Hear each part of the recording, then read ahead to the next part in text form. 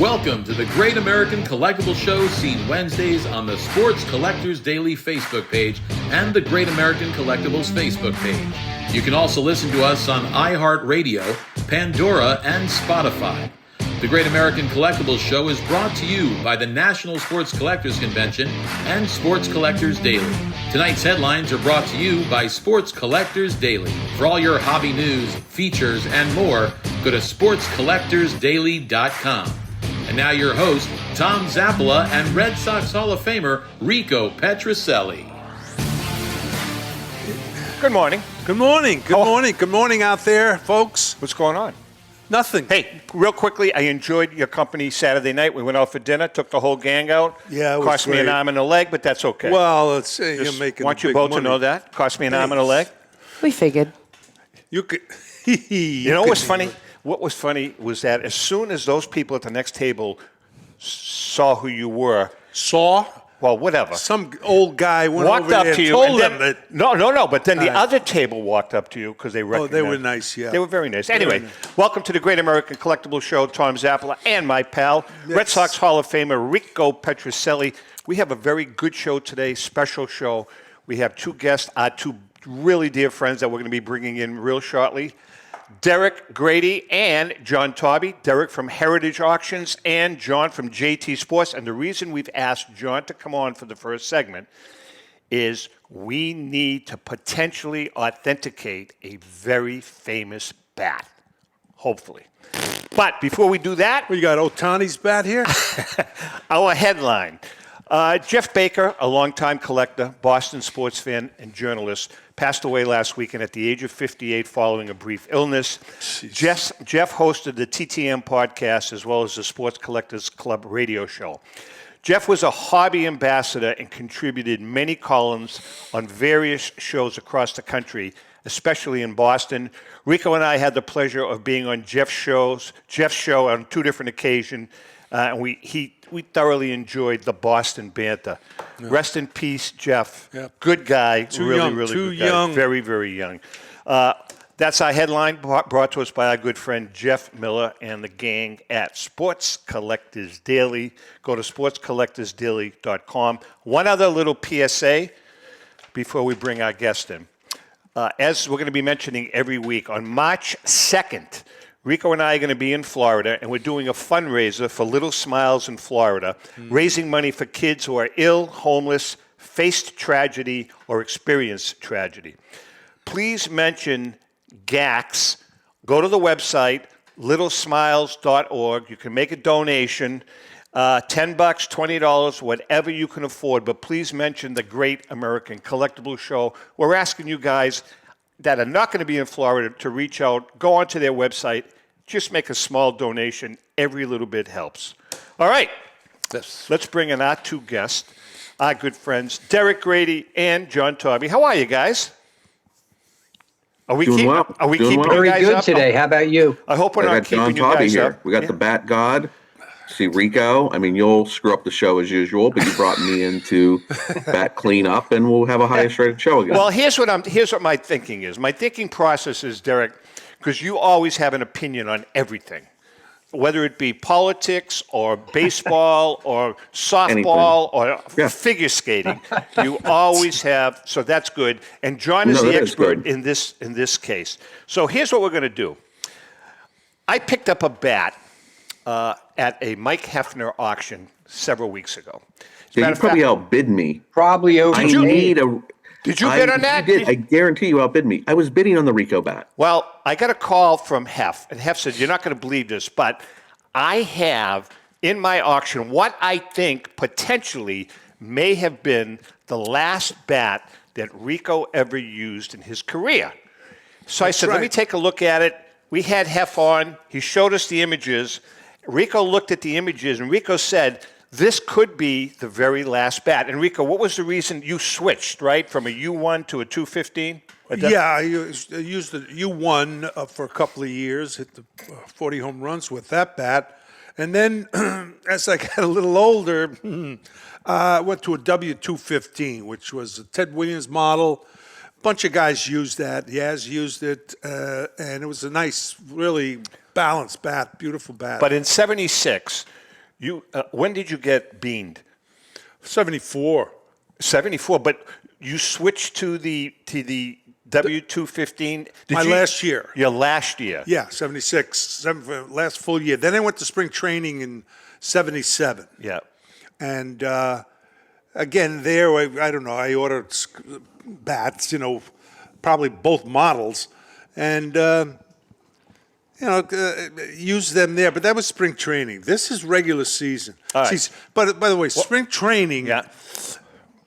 we usually didn't put pine tar on, especially in batting practice and all Right. that.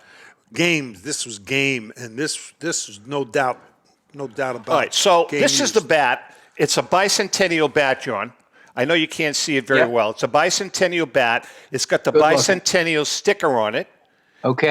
It's got pine tar, nice patina of pine tar.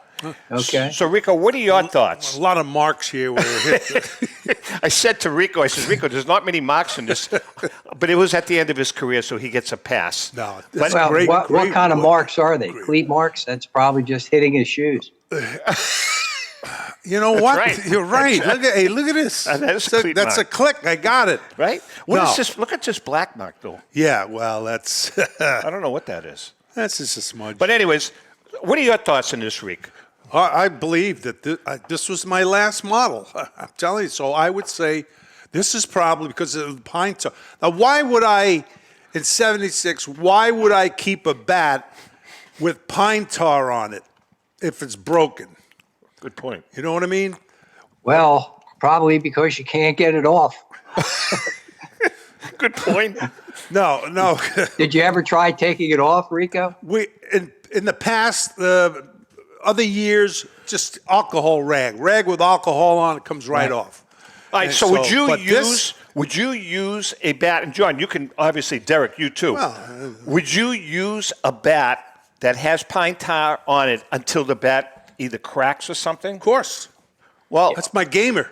all right. So John, is there a possibility, since there are no cracks in this bat and it's got pine tar on it, that this very well could be the It's last used. bat that he used? I mean, look at it. Look at the barrel. I mean, This is there thing- any way to prove it, John, or know, not? Well, if you look at Rico's records, in 76, he orders the W215 model Yep. as well as the M110. And then his final order, let's see, Watch out with that his, thing. the last order in 76 was for an M110. However, Rico's a ball player. I mean, there's bats in the clubhouse. He's got bats in his equipment bag. You don't throw them away. So during that season, he could have used, any one of the W215s that he orders or the M110s.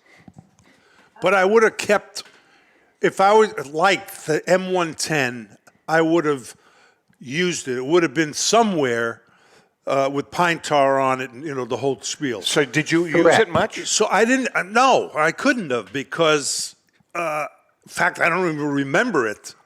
I don't remember using it, even ordering it, because that bat goes way back. That model, guys used it way in the past. Really? Yeah. We just, Derek, what are your thoughts? I mean, why don't we figure out who tried to kill Kennedy? I mean, we're spending more time on this than the Warren Commission. Thank you. But See, and you outbid me on the freaking bat. That I'm friends with Rico too, and I was Yes. bidding on that bat. I didn't know that. And I would have relinquished to you, because then you I would would have not asked have. you to donate it to the fundraiser that we're doing in Florida. it's to be. Oh, you donate? Is that going to be in the fundraiser?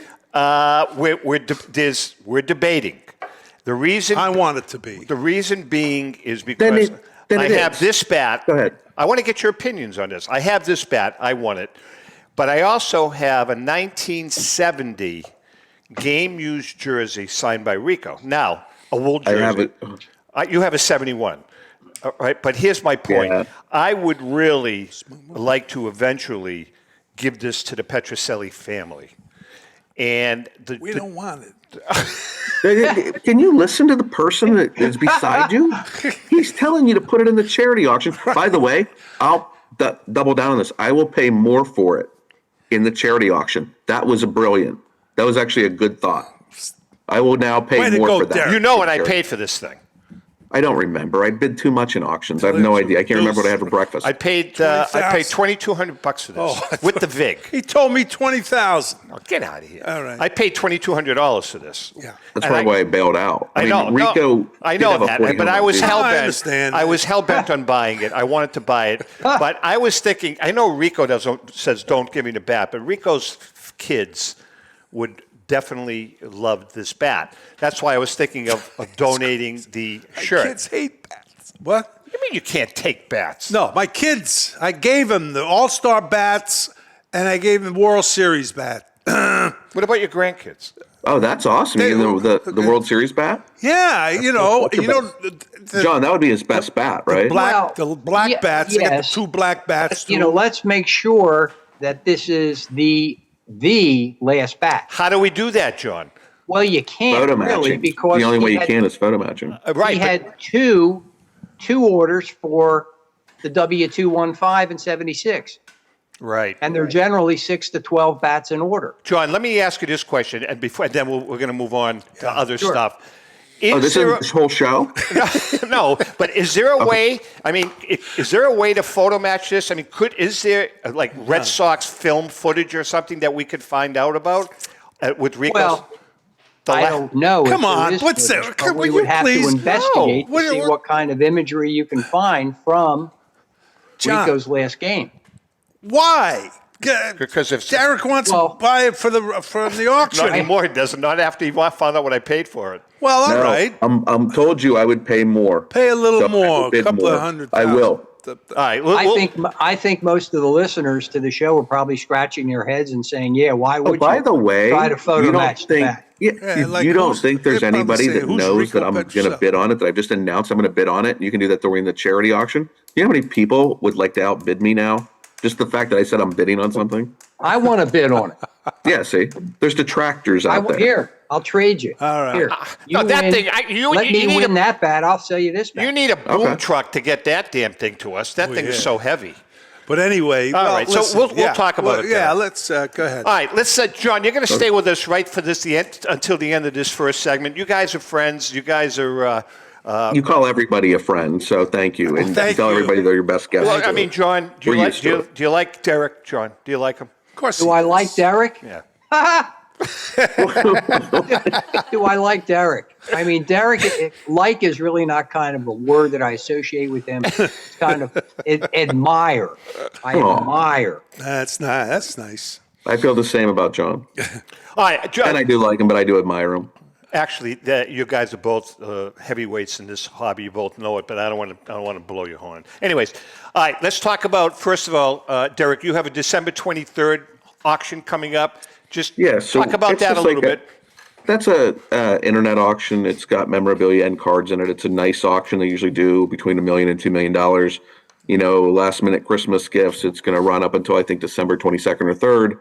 Ends on that Saturday. I can actually look real quick. December 23rd.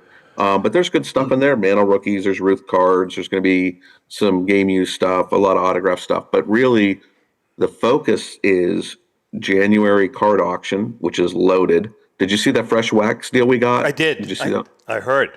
I got that over Thanksgiving weekend. You got to read the interview. It was a really good interview. What year is that? What was that? Well, so it was from an ex-Tops employee. A dealer had bought it from an ex-Tops employee. So there's a lot of test issue stuff. And wax from the cellos, racks, vending from the that's what- late 60s, That's cool, man. early 70s. Really Just cool. incredible stuff. The grading companies are going to get swamped in super high grade original fresh cards. Non-sports also. It's really special. So some of that stuff will be in our January auction. And February Platinum Night is, we've got the Red Auerbach collection. We've got the Mike Bossy collection. I just took in a 52 Mantle in a PSA 8.5. We've got some incredible John Taube bats coming up, authenticated by John. 10s on some bats. A Ruth bat that's signed in a 9. We have some incredible stuff coming up in Jesus, Platinum. fabulous. Holy Jesus! A Ruth bat signed in a 9. I have No, a- graded a 9. Graded in a and 9. signed. Yeah. What year, do you know? Williams bat. We have a 10 on a Williams bat, a 10 on a Clemente bat. I mean, we have the Platinum Night auction is going to be one of the biggest. I'm holding back some stuff here, but it's going to be, we got a 1903 World Series program. I mean, the six-figure items, we have a couple $1 million items in there. I can't say everything. Obviously, the Mano 8.5, I just got that, and that's going to be in there, and with a $3 million estimate. Jesus. JT, what about you now? This is the Christmas season. Do you the bats start flowing out of JT Sports? Well, before I answer that, no, not really. Not really. We piecemeal a few things over, the holidays. But one thing I wanted to ask Derek. Derek, can I show a piece, Ted Williams? Yes. It's going to be in the Platinum Night event. Yes, I'd love you to. I'd love you to talk about it. Yes. Yeah, I want to show you a bat used by the real user of the W215. This is a GU10 Ted Williams. Oh, what? With arguably the nicest Wow. That is Williams a cool autograph I've seen. Beautiful. GU10 means game use 10. John graded it a 10. It's the It's a 10, W215. and it's been photo matched Oh, wow. to Ted's last month of his career. Oh, we got a photo match your bat. That's nice. all there is to it. Okay? Yeah, no, but just a gorgeous bat, he got all the great wood. I'm serious. filthy with provenance. It's a beautiful, beautiful bat. That is, you're right. He got, all kidding aside, he got the best wood. We talked about. Well, he used to go to the factory and pick it out. He would have them make it, and he knew a half an ounce if it was over what he ordered. Excuse me. It was incredible. But This his piece bats has are been beautiful. photo matched It's a beautiful to bat. Wow. September 10th, 1960. And also it was identified via a photo match to the number 9 on the knob in the bat rack during Ted's last game. Yeah, no. Oh, It was, wow. Tremendous That's beautiful. piece. All right, And listen, it is not easy, John, right? Like for the listeners, photo matching jerseys with pinstripes and such are much easier than photo matching a bat, correct? Oh, yeah. Yeah. all right, just real quickly, we're going to take a break. But Rico, so if you're promising to buy this, the provenance of the autograph is going to be real because Rico's going to sign it right now. I am? Yeah. You want to sign it? Ask Derek. Derek, you want it signed? Derek, Yeah, you want to sign course. you? Go. Just the name on it, or No, don't personalize it. don't personalize? No, don't personalize it. Okay. But yeah, don't do that. All right. Name and put your, you can put Red Sox Hall of Famer. You can put something Okay. else. What do you normally No. put? Why don't you put to Derek? I mean, really put the pressure on for the Jesus auction. Lord. No, because don't do that. other No, people no, listening, just- Hefner will run me up to 10 grand on this thing. Like it's going to be, and I'm going to let him have 2 Derek in his collection then. To Derek. I'll get him to add 2 Derek after I win it. How about that? And Derek, we'll pay more for it. Derek, if you were a real friend, with the money you have, you should Oh, fly for the love down. of God. You should fly down to Florida and be with us the day of the event. When is it? March 2nd, Saturday afternoon, March 2nd. Okay, if I'm alive, I will try to. Stay in West Palm. You can stay with us. We have plenty of room. $139.95 a night, including tax. Where is this place? Where are we at here? Juno West Side or- Beach. Juno Beach. Oh, Juno. Okay. Yeah. All right. I'm putting down 67 to 75 World Series, 2-time All-Star. Is that okay? Yeah. Yeah. Okay. Should have been more. He's, but- he's, I like Red Sox Hall of Famer too. he I will. think Yeah. that's a nice accolade, Reek. okay. You weren't voted out of it yet, were you? actually, you know something? They're thinking of he was throwing- actually, how many times were you actually chosen? 4? 5. 5 times to be on the All-Star team. But then it was up to the manager, and on 3 of those occasions, they would not let him play. Why? Why? They just wouldn't do it. If you couldn't, Some bias? yeah, they didn't like Italian guys.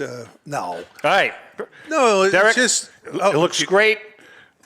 supposed to Rico be. Petrocelli, 67-75 World Series, 2-time All-Star, Red Sox Hall of Fame. Love it. All right, we're going to take a quick break. John, I got a question for you. well, John's leaving us. Oh, John. You can't. Yeah. We're going to take a Can't break. do it? Oh, it was Otani. It was an Otani bat. What would it be worth? Derek, you want him to stay real quickly, yes or no, for a few minutes? Yeah. All right, then, Tommy, you're with us. Do you mind? Last one I have. Earth to John.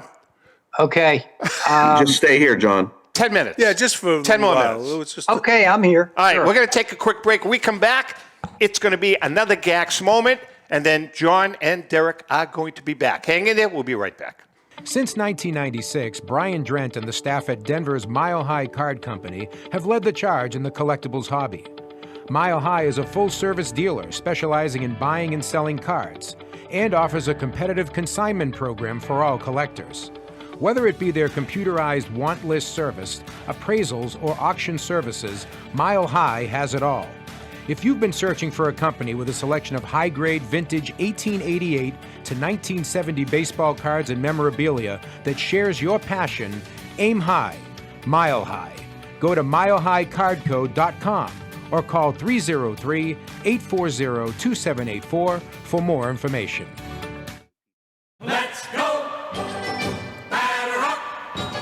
Hi, everyone. This is Rico Petrocelli. JustCollect.com, a leader in the vintage sports card industry, is giving free appraisals on your vintage cards. They'll evaluate your collection for free and let you know the value of it at no cost and no obligation. If you're ready to sell, JustCollect.com will offer you industry-leading prices to buy your card collection. To begin your free baseball card appraisal, visit JustCollect.com or call them at 732-828-2261. That's JustCollect.com for your free vintage card appraisals and top buy prices for your cards. Check out JustCollect.com today. This is Brian Drent, president of Mile High Card Company. Is your sports card and memorabilia collection properly insured? For easily replaced personal property, homeowners insurance is all most people need. But for prized possessions that you may have spent a lifetime collecting, it doesn't go nearly far enough. Collectables Insurance Services has been insuring for over 50 years. They offer a full range of protection and a $0 deductible at an affordable rate with no appraisals required. I know because they insure my collection. If you have a minute, go to collectinsure.com and learn more about insuring your personal card or memorabilia collection. Hi, this is Dan from Memory Lane Auctions, here to remind you that the renowned Memory Lane Collectibles Company has served as a beacon of light to the collecting community for the past several decades. Indeed, folks, it has been our utmost privilege and pleasure to provide the most enthusiastic collectors with an abundance of the finest sports cards and memorabilia for America's most coveted sports personalities via our world-class auctions. Whether you choose either a private sale transaction or the auction route, Memory Lane cordially invites you to reach out to us to maximize the value of your prized possessions. Also, it is not just sales that we pride ourselves on being the best of the rest, because if you are seeking a particular keepsake for your esteemed gathering, we will be relentless in our quest to find that special piece to fulfill your collecting dreams. So no time to wait. Reach out to us today for the purposes of capitalizing on our unparalleled marketing capabilities. Simply pick up the phone and dial 877-606-5263. That's 877-606-LANE, or find us on the World Wide Web at www.memorylaneinc.com. Now is the time for your valued consignment to ultimately become another one of Memory Lane's record-setting prices. Are you a collector looking for that rare trading card or autograph ball or photo? If so, then PB Collectibles in Newport is the place for you. PB Collectibles has graded cards, raw cards, complete sets, and wax boxes of the stars of the future, today, and from the past. We also offer a large selection of both vintage and modern cards. So whether you're looking to add to your collection or sell it, visit us at PB Collectibles, 269 Spring Street in Newport, located across from St. Mary's Church. We are your neighborhood card shop and much more. How would you like to own the bat that was used by your favorite player when he hit that towering home run or game-winning base hit? Now look no further than JT Sports, specializing in the sale and authentication of professional game-used bats. As the official authenticators of professional model game-used bats for PSA DNA, JT Sports will guarantee the authenticity of any bat purchased from them. JT Sports also buys and sells game-worn uniforms, gloves, and baseball equipment. The unique quality of the collectible is what JT Sports is all about. Give them a call at 609-487-8003 or check them out at GameUseBats.com. Okay, it is time for another GAX moment, brought to you each week by our good friend Paul Borges and PB Collectables, your neighborhood card shop. Go to pbcollectables.com to find that special card or a piece of memorabilia. This week, I want to talk about an old dear friend, the Flame and Fury of Fleet Street. A little over 2 years ago, the city of Boston lost a boxing icon who, within the confines of the city, was as famous as Ted Williams, Larry Bird, or Bobby Orr. Tony DeMarco, the Flame and Fury of Fleet Street, became the undisputed welterweight champion of the world in 1955, defeating Johnny Saxton at the Boston Garden 2 blocks from where he lived. Tony grew up and lived his whole life in Boston's Little Italy, also known as the North End. And the night he won the championship, fans in the entire city flooded the streets. They were so happy, in celebration. Tony went on to fight the great champion Carmen Basilio in what was voted the fight of the century by Boxing Magazine at that time. He also fought 8 world champions over his career, beating 6 of them. He sold out the Boston Garden numerous times and also fought one of his famous fights at Fenway Park. For me personally, Tony was like my second father. We became friends many, many years ago when he asked Ellen and I to ghostwrite his autobiography. From that point on, he actually became my mentor, teaching me some life lessons that I will never forget. Ellen and I had the honor of accompanying Tony to Canastota, New York, when he was inducted into the Boxing Hall of Fame. I spoke on his behalf, and then Tony spoke. The city of Boston erected a statue of Tony at the entrance to the North End. I was honored to be on that committee. Strolling down Hanover Street in the North End with Tony was like walking down the street with the Pope, especially when we would stop in front of Tony DeMarco Way and he would pose with tourists for pictures and sign autographs. He never said no to a fan. I think about Tony a lot. We keep in touch all the time with his wife, Dottie. She's a sweetheart. As a matter of fact, we just spoke to her a couple of days ago.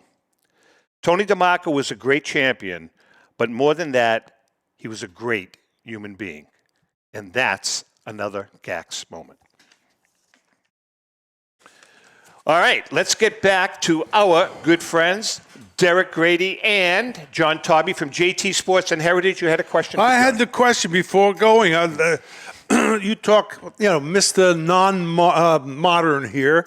Otani. No, the name is Mr. Vintage. Vintage, yeah.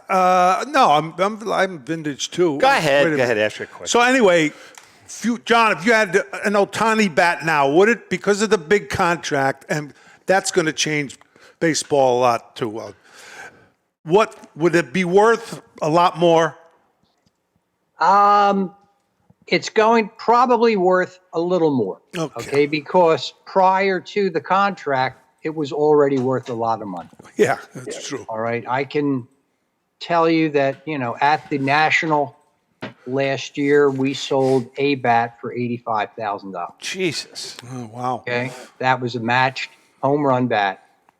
And an exceptional piece. And then a step down from that, they were still selling in the $40,000 range. And this is the momentum and the enthusiasm that is behind this player. Yeah. It's difficult. I haven't seen anything for a current player like this ever. It's the face of the game now. Him and Judge probably, those two. The big names, the big home run hitters. But Soto. Yeah, you can't put them in. Well, you're not a Soto fan. You never have it. Derek, do you have What a... do you mean I'm not a Soto? You're not. No, anyway, but yeah, I just want to know, because this is, every time a guy gets a gigantic contract, you're going to see guys 50 million a year, come up from 30 to 40 million, and now probably 50 million. Derek, So I mean, it is what it is. Well, think about the money you would be making. Hey, don't even say that. Getting the chills. Derek, what do you have for a bat collection? Do you own many bats? So my main value in my collection is my game-worn jerseys. However, I have been a bridesmaid on a lot of bats, and I do have some really nice bats. I have a Brett Pine Tar loaded and graded a 9.5 by John.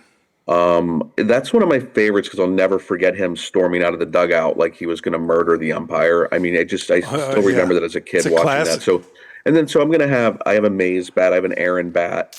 They're only 8.5s, but they're nice. But they're nice bats. So as John would tell you, the narrative in the hobby at some point, which made no sense, is that a bat had to be a 10 or a 9 or a 9.5. Yeah. And with a card, an 8 is a really good vintage grade. And John has showed me 8s that look like 9s or 10s, but technically they can't be. Bat grading is different. But 8s don't suck, okay? Yeah. And but I still fall under that narrative to some degree that unless John shows me, because I trust him, through and through, if he shows me why this 8 is a really nice 8, and only the rules prohibit him from grading it higher, because you have to have a standard, right? So I will have I have a Frank Robinson 8 that's beautiful, okay? And he's a tough bat, right, John? Tough bat. Yeah. A nice Frank Robinson, very tough. Yeah, so I have a Brooks Robinson. Obviously, I sold his collection, and I did buy a bat of his. I've got Stargell and Clemente. I've got a signed Clemente gamer, graded an 8.5. I mean, I have 10s on some bats. I have 9s on some bats. I will say, when the bats were booming during the pandemic, I was getting offered 4 times and 3 times what I paid for some of them, so I had no choice but to take money off the table. But I'm always looking in auctions to pick up another bat. And I do have an original Louisville bat rack that I bought out of Leland's. Nice. And I've been filling that bat rack up. So I probably have about 30 bats. Very cool. But they're not. Yeah. John, I wanted to ask John, you have a favorite bat, one that you would not sell no matter what? Well, I've got two of your bats here, Rico. Oh, by the way, John, you and I get to negotiate. They stay on the wall. I mean, there's no way I would sell those. I may take one off your hands, John. We'll talk later on. You can't get anything for it. That's no, like I've got that big war club, and then I have an Adirondack of yours from the early mid-'70s. Didn't I send you a Dwight Evans bat a couple of years ago? You sent me a Dwight Evans that I authenticated. Right. And I have your bat. I have it's probably a Dwight Evans model. Yeah. That you had ordered from Adirondack. Yes. This was a cracked bat. Yep. But anyway, yeah, it's just a cracked bat. Oh, is that the bat? Exciting. That's the bat, and it's autographed by Rico. And there's the crack. Yeah. Which we repaired. So wait a second. Got hit in the hands. So why would you send him a Dwight Evans model bat? Well, I talked to him without you being in the conversation. I said, John, I got a Dwight Evans bat. I had a bunch of bats in the basement, and somebody else's bat. Was it a Dwight Gamer? You see where the conversation's going, right, Derek? Mm-hmm. Rico obviously never used the bat. Which bat? He sent me a bat, one of his bats that was used by Dwight Evans. No. How the hell did you get that? No. I sent a Dwight Evans bat. I know that. Yeah. So how did you get a Dwight Evans bat? I probably used it. Or you stole it? No, I didn't use it. Dwight Evans used it. Somebody used it. Somebody used it. Here's what happened. It's a great bat. Him and It's Evans were drinking one night, and he got Evans shit faced and said, "Hey, can I have that bat?" And Wait, Evans can you gave say him- that? Yeah, Oh, you sure. can. Yeah, this is Facebook, but you can't use f-bombs.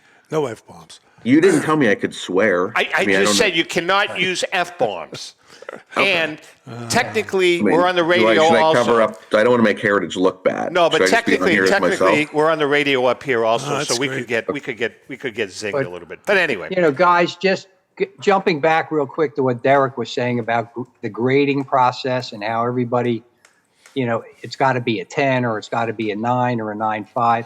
There's a lot of opportunities that collectors miss by foregoing, bats that are graded 8 or 8.5, because there's nothing wrong with the authenticity there. You're generally talking about maybe a condition issue or the amount of use that is on the bat. Yeah. very These cool. bats, they're still game used by the player. Interesting. All right. This is kind of cool. It is time for our segment, On Deck with Rico. He answered the tough questions. On deck with Richard Petroselli. On Deck with Richard Petroselli. Brought to us each week by our good friend Brian Dwyer and the great staff at REA Auctions. Don't forget to get your bid in by going to robertedwardauctions.com. That's Robert Edward Auctions for extraordinary results and extraordinary service. This question is a killer. It was submitted by Dan Mahoney. The question is, didn't you and Louis Aparicio once set Yaz's coat on fire?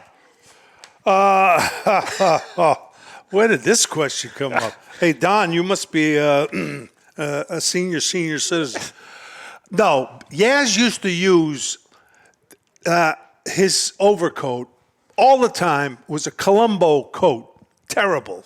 Spots on it, dirt. Here's a future Hall of Famer. We used to say, "Yes, what the hell are you doing?" He'd laugh.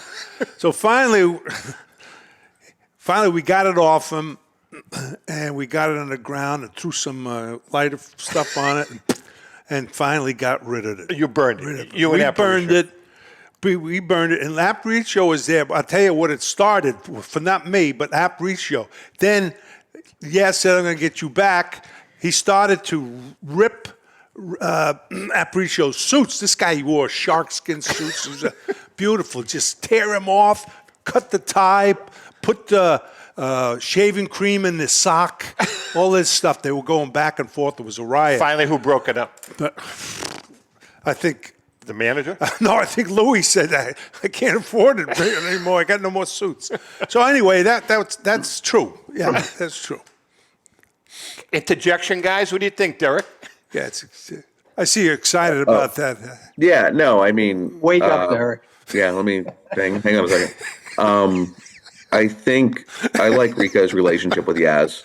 Yeah. Yaz was a true legend, and I think that's really cool. Was he one of your favorite teammates, Rick? Yeah, he definitely was. I mean, you played with him your whole career. Well, he was great. My first year, and just got married, and back in the day in spring training, and he made me a martini. And I tell you, I think I woke up 3 days later. It was unbelievable. Really? I said, what the hell? I think he put a Mickey in it or something, huh?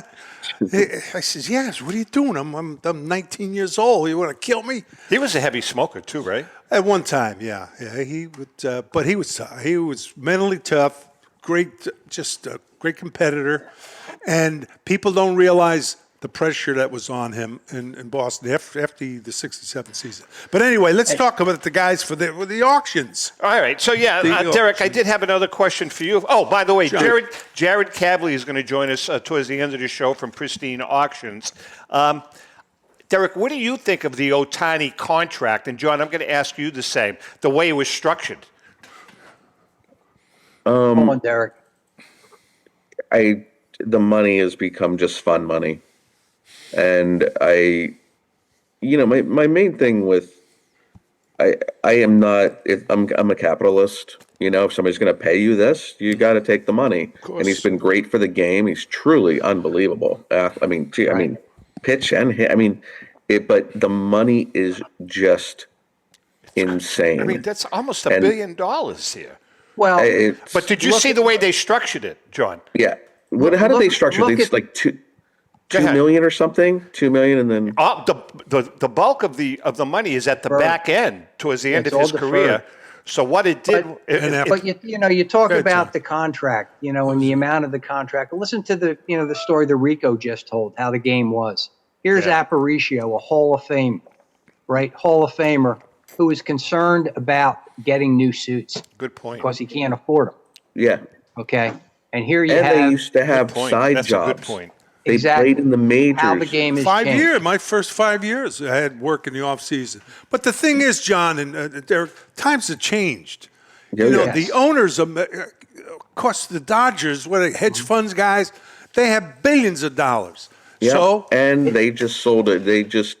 They know what this is going to bring. The more season tickets. Oh, absolutely. More jerseys. Not only that, but the way the contract was structured, it still frees up boatloads of money for the Dodgers because he deferred 80% of his salary till when he's ready to retire. Right. Yep. So the Dodgers are still going to be in the hunt for whoever they want to bring in. Right.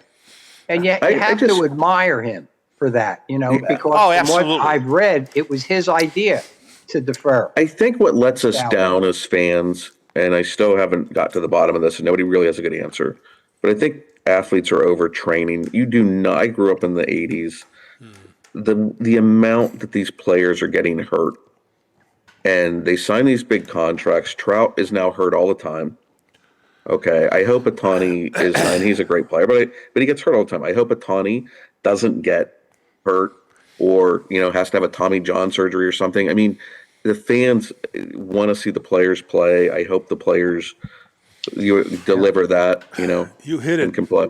It's the fans. You're right, because the owners, I think, they get insurance for these guys for injuries, and if they cannot play any longer, they give them some monies back, a lot of money back. But it's the fans. I mean, I can understand. I hear from people, geez, these guys, we're trying to make ends meet, and these guys, they're bringing people in. But it's all of that stuff, but it's still hard for people to digest it and to accept it. So this is going to raise the salaries for all the other players. All right, listen, we're going to take a quick break. John, we're going to let you go now. I can't thank you enough for coming in and clarifying all of this information. But more than anything, because of you, Derek has committed to buying this bat for the pretty much for the Little Smiles fundraiser. John, and Derek has also committed to flying down to be with us. We hope he does. Maybe use him as a guest auctioneer with us. Ooh. So, oh God, he's good. He's really? good. Do I have to have a license? No, you don't have to. John, I can just do anything. Oh, that'd be fun. Yeah, all right, we're gonna take a John, quick. John, thank you very much. John, thanks a lot, and have a great John, Merry Christmas. Merry Christmas, John. Happy New Year Same to you guys. Take care. All right, we're gonna take a quick break. We come back. Derek's gonna hang with us, and we're gonna bring Jared from Pristine in. Hang in there. We will be right back. Pristine Auction is a family-owned and operated online auction specializing in autographed memorabilia, sports cards, coins, art, and collectibles. Since their founding in 2010, they've grown to 2 facilities in Phoenix, Arizona, totaling over 60,000 square feet. Jared Kavlie and an incredible staff of over 150 team members serve a very large customer base and enjoy every minute of it. By working with leading authentication companies, Pristine ensures all items are 100% authentic. In addition, third-party authenticators regularly travel to Pristine Auction to provide authentication services on site. Pristine Auction strives to operate its business in a way that's honoring to God, their families, and their customers. With a strong focus on speed, quality, and premier customer service, their mission is to be the leading online auction for every level of collector and fan. Pristine also works for Hope Sports and Identity Hoops International, traveling to Mexico to build houses for the less fortunate. Pristine Auction offers several online auction formats with thousands of auctions ending each day. For more information, go to pristineauction.com. That's Pristine Auction, the best in the business. If you're a discerning collector interested in owning the most important pieces in the hobby, look no further than Leland's Auctions. The original sports auction and appraisal house, Leland's was established in 1985 by legendary Pioneer founder Joshua Leland Evans. And today, President Mike Hefner carries on the tradition. From the Tom Brady card and memorabilia collection to the famed Boston Garden auction to high-end card auctions from every major sport, Leland's has always maintained the highest standards. Go to Lelands.com and get your bid in. That's Leland's, the hobby's leading sports auction house for 4 decades. It's often been said that championships are won on the practice field, and world records come only to those willing to work harder than everybody else. Heritage Auctions is the world's largest collectibles auctioneer because we believe that becoming the best is only an invitation to the challenge of remaining the best. This requires the skills of the hobby's top experts, capable of identifying and maximizing value for our consigners. It requires the most visited website in the industry, courting a global audience of collectors over 1.5 million strong. It requires a dedicated press department that expands our global reach far beyond the entrenched hobby marketplace. It's hard work, but a simple premise. Present the finest collectibles to the largest population of potential buyers, and world records will come. We invite all listeners to put the unmatched power of Heritage Auctions to work for you. Auction evaluations are always free, and our commission-based fee structure ensures that our interests are always aligned. Highest possible price for your collectibles. There will always be new world records to chase, so let's chase them together. Visit our website at ha.com and request your no-obligation review today. Hi, this is Dan from Memory Lane Auctions, here to remind you that the renowned Memory Lane Collectibles Company has served as a beacon of light to the collecting community for the past several decades. Indeed, folks, it has been our utmost privilege and pleasure to provide the most enthusiastic collectors with an abundance of the finest sports cards and memorabilia for America's most coveted sports personalities via our world-class auctions. Whether you choose either a private sale transaction or the auction route, Memory Lane cordially invites you to reach out to us to maximize the value of your prized possessions. Also, it is not just sales that we pride ourselves on being the best of the rest, because if you are seeking a particular keepsake for your esteemed gathering, we will be relentless in our quest to find that special piece to fulfill your collecting dreams. So no time to wait. Reach out to us today for the purposes of capitalizing on our unparalleled marketing capabilities. Simply pick up the phone and dial 877-606-5263. That's 877-606-LANE, or find us on the World Wide Web at www.memorylaneinc.com. Now is the time for your valued consignment to ultimately become another one of Memory Lane's record-setting prices. Hey, I'm Mike Petroselli. If your company is looking for the best in marketing and promotional items, you'll hit a home run with Petroselli Marketing. With over 8,000 suppliers and 650,000 imprint-ready items, we can get your company the visibility it needs to get your maximum exposure.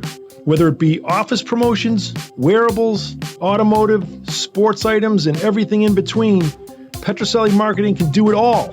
Our design staff will even work with you from concept to delivery and customize your products. At Petroselli Marketing Group, we will get your brand in front of your audience. Contact us at info@petrosellimkt.com or call us at 603-880-3202. That's Petroselli Marketing, where no dream is impossible.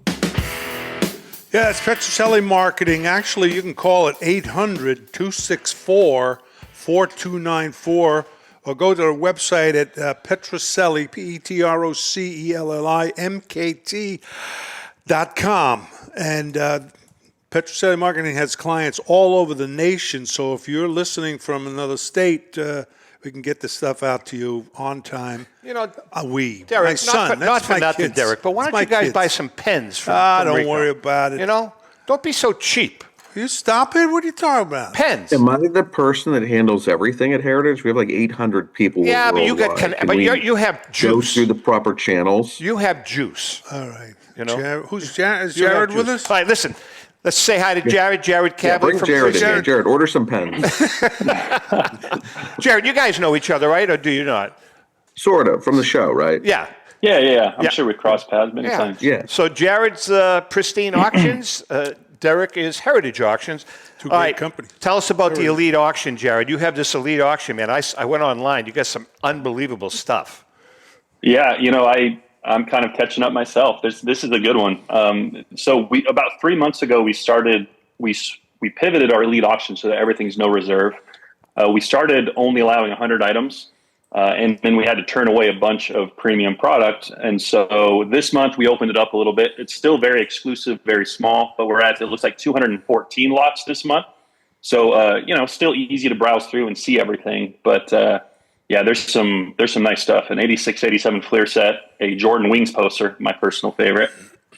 Babe Ruth signed 1944 Spalding booklet. That's pretty nice with a really nice bold signature. And the list goes on. So I guess I won't bore you by listing everything. You kind of got to go check it out. But those are just the top 3 items right now.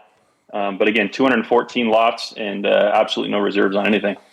When a collector, especially not a new, but a fairly experienced collector, goes to look to buy a card, should they look at the things that you guys look at, the outline? So you're saying if it's not graded, if it's a raw card. Right, yeah. So I go to a card show, and there's tables there, and geez, I want a...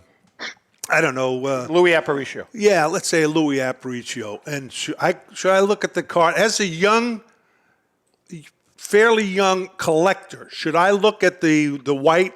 Should it be, the perfection of the card, or just go? I like Aparicio. Boom. You know what I'm saying? What do you look at? Yeah. No, I know what you're saying. That's way above my pay grade. If I were an experienced collector, I would absolutely stick to stuff that's already graded. Now, obviously, you're paying for the grade, so you're not going to be able to make a bunch of money there. But the experienced collectors, dealers, that's a great opportunity to make some money if you really know your stuff. Derek, you were a lead grader. I mean, do you still am just not at a company right now? Do you try to discourage? Do you try to discourage young collectors from buying raw cards, or should they buy raw cards? The grading companies thrived because the tables were the Wild West in the 70s and 80s and 90s. I have altered cards in my collection. So the main purpose of a grading company was, look, cards can be, trimmed or white out in the corners or color added on a 71 Topps black border card. And the grading companies, take that out of the equation and keep the card doctors honest. The other thing is, everybody in the 80s would put cards in screw downs and just screw the heck and strip those screws, remember? It makes the cards flatten, you can't see a crease. So dealers would actually grade cards a grade or two above what they actually were because they presented so nice in those big, thick, loose-site screw downs. That the grading companies take the onus off of that and just say, here's what it is. We're unbiased. Here's what it is. And that's the importance. Interesting. So when you buy a card, I wouldn't tell a collector today to buy a Mickey Mantle or Roberto Clemente, any Mickey Mantle, but a Roberto Clemente rookie card, an Aaron rookie card that's raw in somebody's case in a big screw down.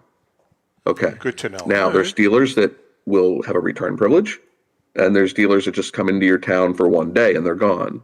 So you got to be, I'm only going to buy graded cards. I can buy raw because I'm a professional grader, but not everybody can. So I would buy that based on value, as Jared said. You buy a graded card because you already know it's authentic, it's not been altered, it's in the holder, great. Then what Rico said was, if we're talking lesser value cards, and buy from trusted dealers. There's a reason some of these guys have been around for 30 years. You can trust them, you can buy from them, they'll stand behind their product. What Rico said was interesting. He said, he was saying the outline, meaning the centering. Right. In the 80s, as a collector, I like cards that came fresh out of packs, and they can come out of packs off center, right? So I would buy cards that looked mint, but they were off center. But we still called those near mint to mint in the 80s. I feel old right now, by the way. Yeah, but yeah, we would still call those near mint to mint. Now, some of those cards that I thought were near mint to mint, I would actually grade 6s, right? Because they're not centered. Centering has really taken over the hobby. People want that frame, as Rico said, the outline of the frame to be centered. The card just appears nicer. Yeah. Okay. I mean, why if I'm buying a Rico Petrocelli rookie card, would I want the card off the, not centered and tilted or centered to the left when you can find one that's well centered? And by the way, your wife can tell centering. They might not be able to tell the corners. They might not pick up a print dot, but anybody can tell a centered card. So if you have a card on display and it's way off center, somebody like, isn't that card off? Yeah, right. So centering's really a premium. So I would suggest buying centered cards when you can. Interesting. Yeah. Jared, Yes, since the last time you were on, we've had some interesting comments from your friendly competitors like Heritage. Not Heritage necessarily, because I don't think Derek was on at the time, but you seem to be on the radar now of all the competition. Talking to Mike Hefner from Leland's, talking to Joe Tomasulo or Dan Wolkin from Memory Lane. How many employees do you have? We're right about 100. You have at our peak we're about 150. But over about the last year, we've just gotten a little more efficient in certain areas, and so we're at about 100. We're actually producing more with 100 than we were with 150. What's your average lot? Because now that I have to put him on my radar. Exactly. That's my question. Well, first of all, let me just say this. Like that means a lot to me. I actually kind of take a pride in kind of flying under the radar. I know that, and we've noticed that over the last. Over here. I mean, you've been but I'm a customer too of all these guys. I've been a collector and buying for many years. So what is your target? What is your average lot value? Like, are you? It's hovering around $90. Okay. Now, what is for the most part, we're processing a lot of stuff that you guys would turn down, kind of scoff at, and I don't want to scoff at anything because, believe it or not, sure. even collectors that have multi-million-dollar collections, when there's $100 cards, I've got tons of them that I want. And I need to sign up for your auctions. I just have signed up for so many, but I need to check you out, and I will. We have about 3 minutes left. What do you do in sales? May I ask? If you don't want to share that with us, you don't have to. Yeah, no problem. No, this year will be about 90 million. 90 million. That's huge. That is unbelievable. Jared, you've managed to stay under the radar for like 7 years, but you're an almost $100 million company. It's like unbelievable. Fabulous. But the other thing, Derek, is we're looking at him as a baby brother to Heritage. Only reason being is because besides the sports, he's into art, musical instruments, all of this other stuff that you guys are in, but he's like a mini version, which I find. You're not just sports, Jared. You're doing other stuff. Yeah, too? we do. We do pop culture, music. We venture a little bit into art and coins. Not really our expertise. We have a little bit of it, but something that we have an opportunity potentially to grow there. Hire an expert and really grow there. Who do you consider your main? Because we're not. Here's the thing. I've taken in. And we got 2 minutes left. We got about 2 minutes. When I'm competing, this is good quality content, though, Tom. I know that. Okay. It is. So, I haven't heard I'm competing against Pristine. So we're not running in the same circles, but yet we're doing 150 to 200 million. You're doing 90 million, and somehow we're not running in the same circles. What, were you, your client base, who are you competing against, I guess? Who is your main competition? eBay? Is it? Yeah, I think so. It would be more an eBay or Amazon, something a little more where the average guy goes to shop would be more of our competition. Some people that maybe aren't looking deep enough would probably consider Heritage, Golden, and those guys. But we've really made a conscious effort over the years to find our niche, be comfortable there and just be really good at that, and be really good at what a lot of our competitors aren't competing for. You guys are competing for the $1 million plus product and you're right. Like most people today wouldn't consider us for that. Our elite auction is a little bit of a play in that space, but it's still not going to compete, for I'm sure many, many years. Interesting stuff, man. But it does at least provide a platform for some of that premium stuff for our buyers and sellers to start playing there a little bit. Important for but it's definitely not our niche. Collectors to hear that because they want to know that the industry is secure and where they're going. You guys, right? Yeah. So that is and just important. So you know too. I mean, I'm honest with collectors. I mean, we've had some people approach us with some of that product, and I've told them we're not ready yet. I send them to to the bigger guys for that reason. But 5,000-10,000 plus, we're comfortable in that space. All right. Anything above that is probably going to go to our competitors. Your website address. Yeah, pristineauction.com. And Derek? AJ.com and go to sports. I can't thank you guys Hey, enough. it was great. I'm glad you guys Derek, met. thank you. You have a niche. Yeah. You have a big niche. Florida. He's coming to Florida. We're committing you to Florida. We'll talk to you before that. You're going to be there. And with that being said, to our viewers and listeners, thank you so much. Don't forget, Little Smiles. If you can make a donation online, mention the Great American Collectible Show. Absolutely. With that being said, kids, we need them. Happy collecting. God bless. Take care.